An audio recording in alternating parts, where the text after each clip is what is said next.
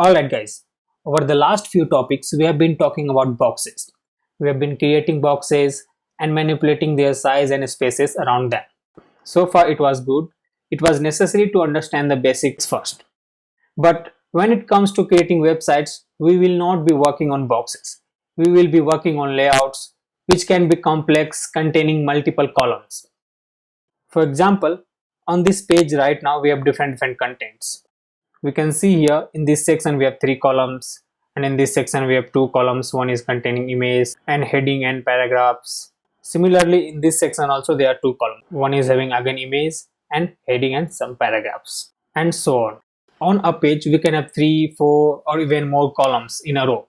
So it is more about placement of contents in a more digestible way on a page rather than just boxes and single columns. To create such layouts, CSS provides ability to position our content in any imaginable way. So let's see how we create multi-columns layout. First, we will learn to position our element using inline block and then floats. And afterwards, we will move into other advanced topics like flexbox and CSS grid. So let's get started. Usually to create an outline of any section or any division on a page, we use structure based elements like header, section, aside, footer, etc. All of these structure based elements are block level elements that we know, which always starts from a new line and taking the whole available width. Say for example, on this document right now we have header, and inside this we have one paragraph and then aside, section and footer. And in CSS we have CSS resets first, and from here our custom styles starts. So we have body selector here, then inside the body we have few normal styles: background, font family, line height, font size and all. And for the header, aside, section, footer, we have some padding, border, text line, center. And again here aside and section is having some background color, some padding, and this different background for header and footer. So if we check out our page now, that looks something like this. Now say we want our page looks something like this. We have header, then aside and section in the middle, but in the same row. Then at the bottom we have footer. Alright, one of the approaches that we can take to make block level elements line up one after another is to override its display property value to inline block. We have already seen how to work with the inline block level elements. Now let's understand how we actually create multiple columns using inline block. So let's make aside and section as inline block level elements because we want them to come in the same line. So let's go ahead, display inline block. Now save the file and check out our result here. As we can see here that both of these aside and section are on the same line. Just because we made it inline block level elements, and inline block level elements come on a single line and which will be accepting all the box model properties also. But what exactly we want? The aside should be having width something like 30% we can say, and for the section we can say like 70% here. So now let's keep some width to the aside and section here. So now for the aside, let's say width 30%, and then for section let's say width 70%. Save the file. Soon we will learn how to work with the percentage, but I hope everyone must have some little bit idea how percentage works. Percentage actually works in relation to its parent's width. Alright, now let's check out our result here. Okay, we can see here that the aside got 30% width and the section got 70% width. But what is happening here? Aside and sections are not coming on the same line. But if we calculate the total width of aside and section, 30 plus 70 it becomes 100. It should have been contained inside this 100%. I hope you might have got idea why actually it is not coming on the same line.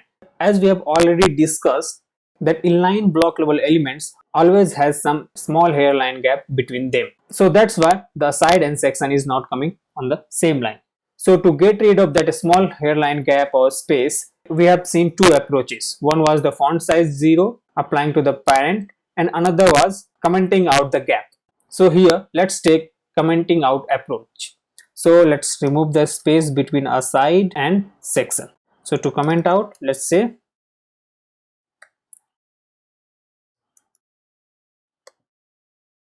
now save the file So let's check out our result here. Okay, after commenting out the space between them, still we didn't get our side and section on the same line. Now we have one more problem. That is, we have some border also, and border is being counted in the total width and height of the elements. So one thing we can do, that we can make our elements as border box. So let's change the box model for each and every element. So there is one selector here, that is star selector.